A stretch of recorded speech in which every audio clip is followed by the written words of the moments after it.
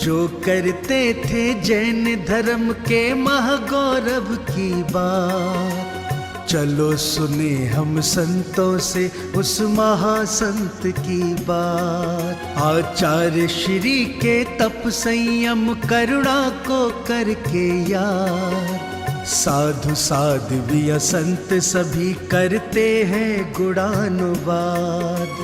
गुणानुवाद गुणानुवाद गुणानुवाद गुणानुवाद।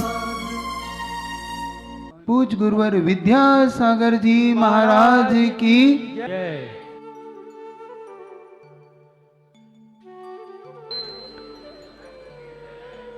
मेरे मुख से उनके लिए समाधि शब्द निकलता ही नहीं। क्या करूं? मैं बोल ही नहीं पाता कि समाधिस्थ आचार्य की जय, क्योंकि मेरे मुख से ये शब्द अंदर से फूट ही नहीं पा रहा बार बार में, क्योंकि मुझे ऐसा लगता है कि पूज्य गुरुवर गए ही नहीं हैं।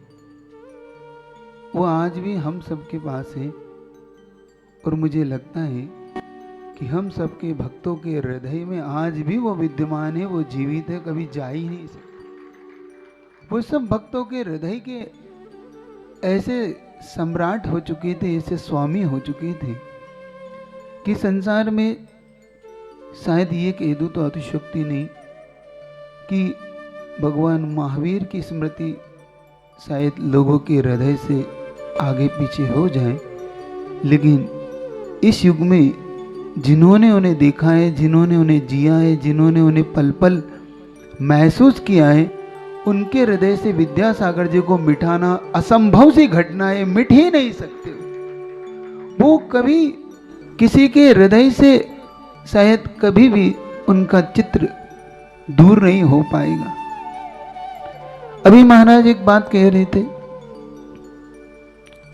कि उत्कर्ष सागर जी महाराज कि मैंने उन्हें देखा है, उन्हीं के जीवन की घटना आपके सामने रखता हूं कि आचार्य श्री के बारे में सन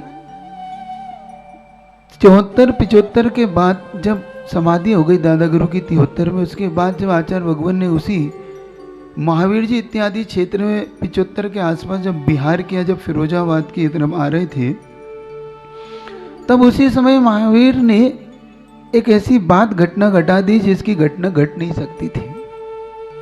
जब पूज्य वर्ग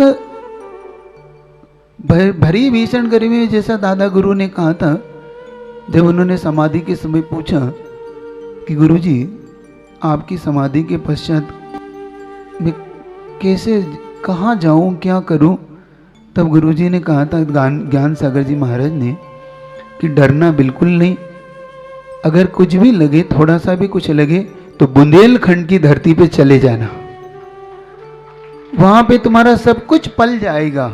और वही हुआ। उसी को लेके शायद आचार्य श्री महावीर जी पहुंचे थे और महावीर जी में वहां पर दोनों बहनों ने व्रत ले लिया।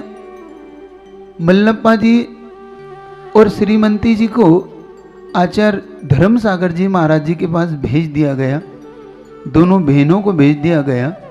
और जो दोनों भाई अनंतनाथ और शांतिनाथ थे, इन्होंने पूछा कि महाराज हम जा रहे हैं, तो आचार्य श्री ने एक ही बात कही, कहाँ जा रहे हो? क्या उस खेती बाड़ी के लिए तेरा मेरा करोगे, राग देश करोगे, क्या करोगे वहां जाके?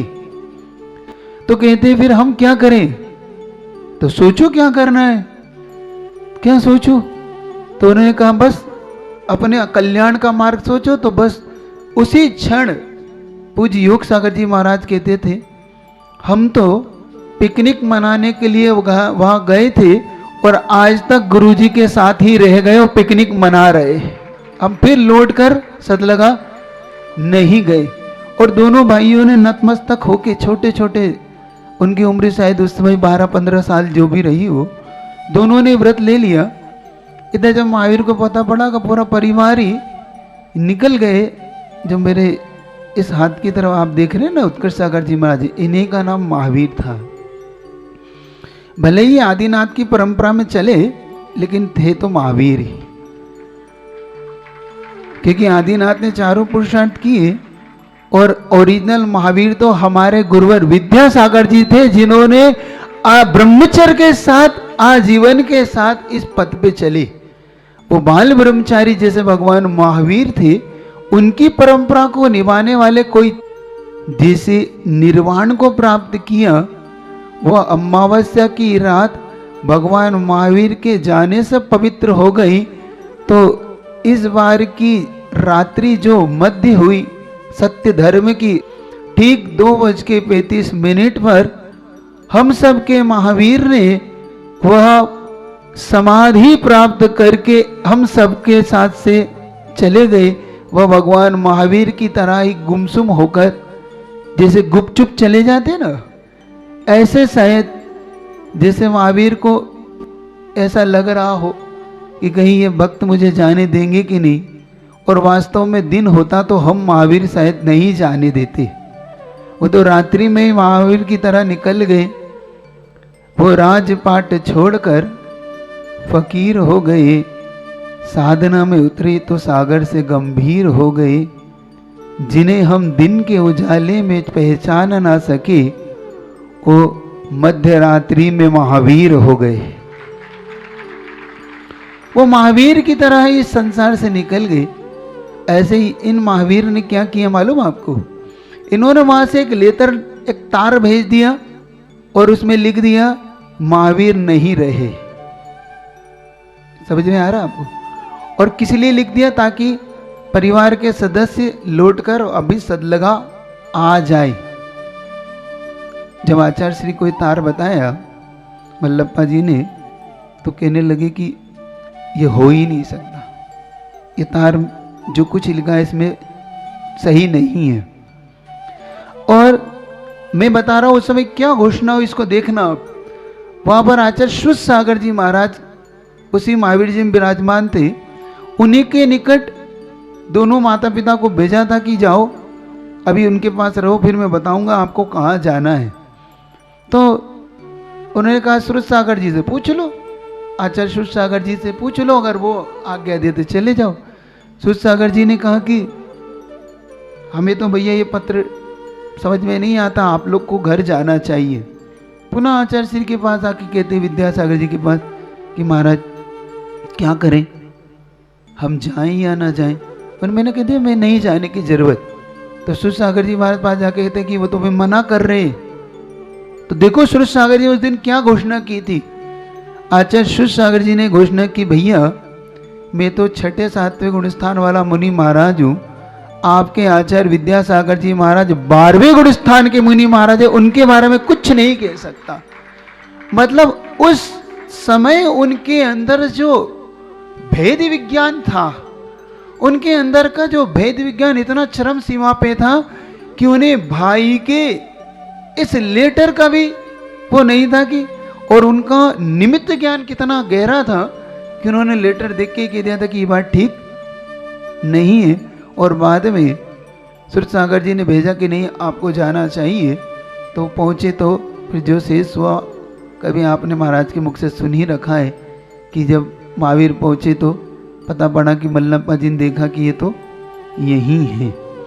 ऐसे ही एक और आचार्य हुए, आचार्य विद्यानंद जी। विद्यानंद जी महाराज ने एक और घोषणा की थी आचार्य विद्यासागर जी महाराज के बारे में।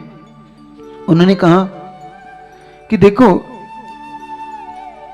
उनसे कुछ प्रश्न किए गए कि महाराज ऐसा ऐसा है, चतुर्थ पंचम काल में ऐसे ऐसे मुनियों के लिए कैसे रहना, क्या करना।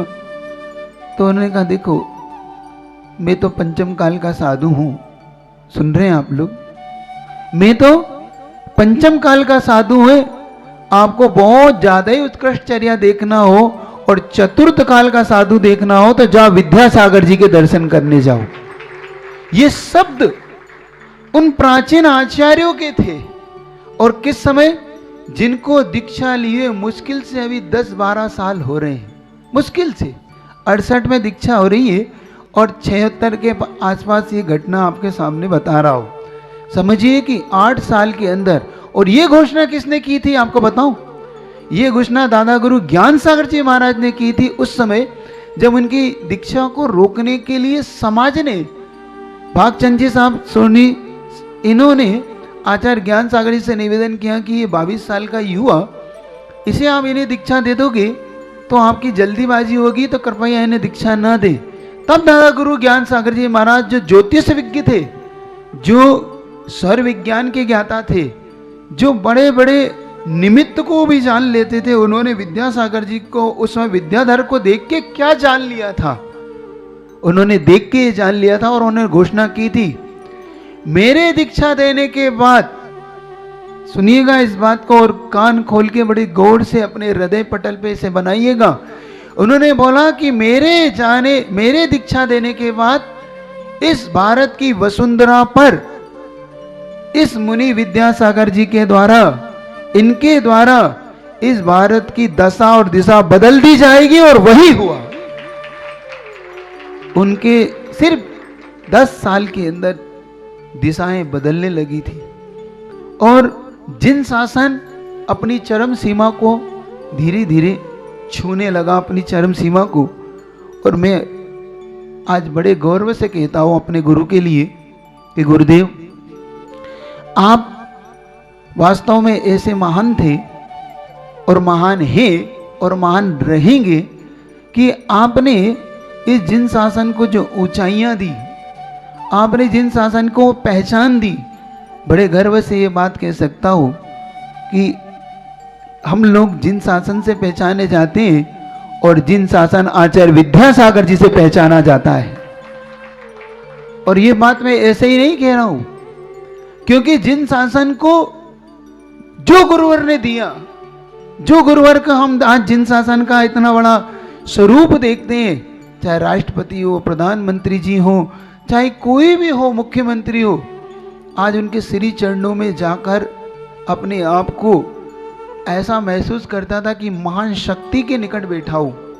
इसी बॉम्बे की घटना आपको बता रहा हूं, जिस बॉम्बे में गुरुजी का कभी प्रवेश नहीं हुआ, सिरपुर के बाद गुरुजी ने इस बेल्ट में प्रवेश नहीं किया, लेकिन मैं बता रहा हूं उनका सिर्फ और उनका व्यक्तित्व यहां तक आज भी है।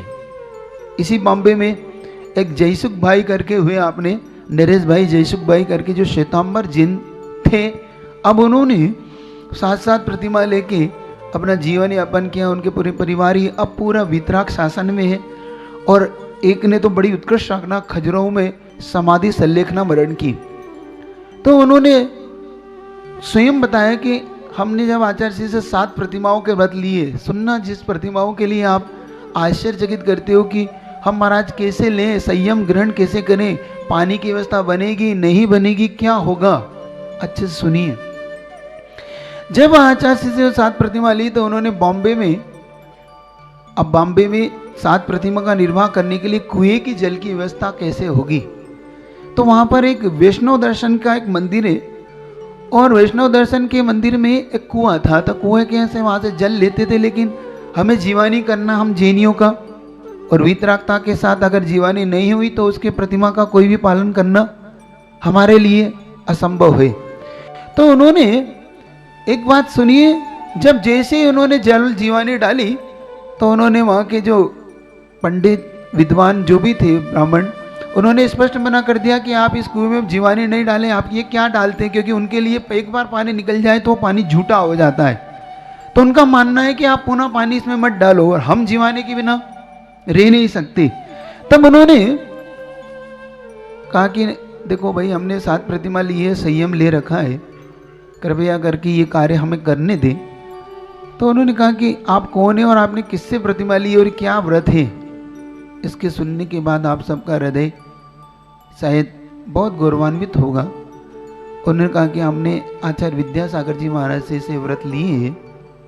तो कहते देखो भाई, हम तो कुछ नहीं कह सकते, आप ऐसा करो, हमारे गुरु से पूछ लो। और गुरु के निकट जाके उन्होंने सारी बात रखी। तो जो वहाँ के शंकराचार्य इत्यादि थे, जो महंत कहलाते हैं, उन महंत के पास जाके उन्होंने बताया। तो वो महंत का क्या जवाब थे वो, इसके बाद आपको लगेगा कि हम कितनी महान गुरु की शरण में हैं। उन महंत महोदय ने कहा कि आपने क्या नाम बताया, आचार्य विद्यासागर जी। वही विद्यासागर जी जो मध्य प्रदेश में जो नांगा बाबा है, जो मध्य प्रदेश में विचरण करते, वही विद्यासागर जी। जो कि हाँ, मैं वही विद्यासागर जी। तो उन्होंने कहा अगर तुम उन विद्यासागर जी के शिष्य हो तो जाओ इस कुएं में जीवानी डाल लेना, मैं तुम्हें मना नहीं कर सकता क्योंकि तुम उनके शिष्य हो। ऐसे थे अपने गुरुवर, ऐसे हैं अपने गुरुवर कि जिनका से व्यक्तित्व ही नहीं, जिनका नाम ही मात्र पर्याप्त होता था। और सिर्फ हम या हमारा जैन शासन उनके लिए नम्रीभूत नहीं होता, उनके लिए तो विदेशी व्यक्तित्व भी नम्रीभूत हो जाते थे। आपको एक बार बताया था, जब खजुराहो के अंदर यही विदेशी व्यक्तित्व लोग जब आए तो वो लोग वहाँ के टूरिस्ट के रूप में वहाँ घूमने आते थे कि भाई यहाँ पे कुछ ऐतिहासिक चीज़ें देखने को मिलेगी। और जब वो वहाँ पहुँचे तो वहाँ के गाइड उन्हें ले जाते थे, गुरुजी के दर्शन कराते थे। और गुरुजी के दर्शन करने के बाद जब वो उठते नहीं थे तो गुरुजी उन्हें 2 मिनट का उद्बोधन दे देते थे। और शायद आप और हम तो गुरु आज्ञा का शायद पालन कर पाए या नहीं पाए, क्योंकि अभी एक व्यक्तित्व कह रहे थे कि अगर हमें श्रद्धांजलि देना है तो हमें गुरु की आज्ञा का पालन करना है। और सही बताओ तो हमें गुरु की उस एक एक स्मृति को अगर संजोना है, हमें गुरु को अगर अपने इसमें जीवंत रखना है, क्योंकि वो सब हमारे जीवंत बड़े बाबा हैं। आचार्य विद्यासागर जी महाराज सिर्फ हमारे शब्दों के विषय नहीं, हमारी हृदय की पर्याय बनना चाहिए, हमारी आत्मा की पर्याय बन जाए। उन्हें हमें जीना है, उन्हें हमें अपने में महसूस करना है। तो एक बात आप सबको याद रखना है, पूना वालों को और पूरे सभी जैन शासन को और मानने वालों को, कि अगर गुरुवर को अपने हृदय का विषय पर्याय बनाना है तो उनकी कही हुई एक एक आज्ञा, उनका देखा हुआ अपन सबके कल्याण का एक एक स्वप्न हम सबको पूरा करना है। उसके लिए हमें जो करना पड़े, हमें जो त्याग करना पड़े, हमें जो कुछ भी अपने जीवन समर्पित करना पड़े तो हमें करना है। क्योंकि मैंने पहले भी कहा कि ये जैन शासन है, ये जैन शासन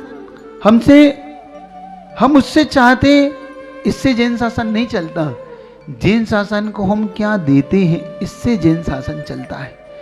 जैसे गुरुवर ने जैन शासन में जो कुछ दिया, आज हम बड़े गर्व से उसे संजो के रखते हैं और रखेंगे, क्योंकि हमने जैन शासन में उन्हें पाया है। ये अपन सबका वीतराग शासन मिल जाना, ये हम सबका बड़ा गौरव का विषय है। इसके बाद जो हुआ वो अद्भुत हुआ। उन्होंने जब कहा कि भाई अब आप जा सकते, तो कहने हम 2 मिनट और बैठ सकते हैं। 2 मिनट हो गए। 2 मिनट बैठने के बाद फिर से उन्होंने कहा कि अब गुरुजी ने कहा कि अब इनसे बोलो कि अब जाएं, अब साधना का समय हो रहा है, अब शांति से हम बैठना चाहेंगे। तब सबसे ज़्यादा मेरा गर्व तो तब होता है इस बात को लेकर जब उन्होंने अगली लाइन कही कि देखो आप लोग जा नहीं रहे, तो उनका हम एक चीज़ कहना चाहते हैं। हम आते थे भारत, और भारत में हम इसलिए आते थे कि भारत एक ऐतिहासिक चीज़ों के लिए जाना जाता है। ताजमहल के लिए जाना जाता है, इंडिया गेट के लिए जाना जाता है, वह कुतुब मीनार के लिए जाना जाता है, खजुराहो की इन मूर्तियों के लिए जाना जाता है।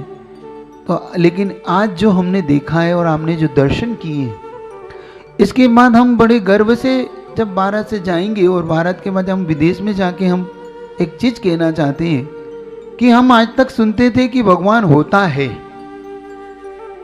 लेकिन आज हम निश्चित तौर पर वहाँ भारत से जब जाएंगे तो अपने विदेश में जाकर वह एक बात जरूर कहेंगे कि अगर भारत जा रहे हो तो इस बार भारत में जीवंत भगवान देखने जाना, गॉड आज भी जिंदा है।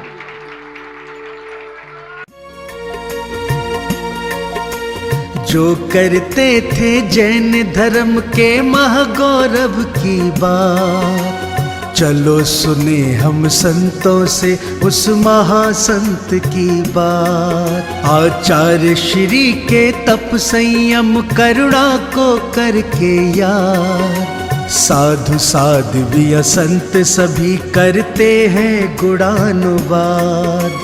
गुणानुवाद, गुणानुवाद, गुणानुवाद, गुणानुवाद।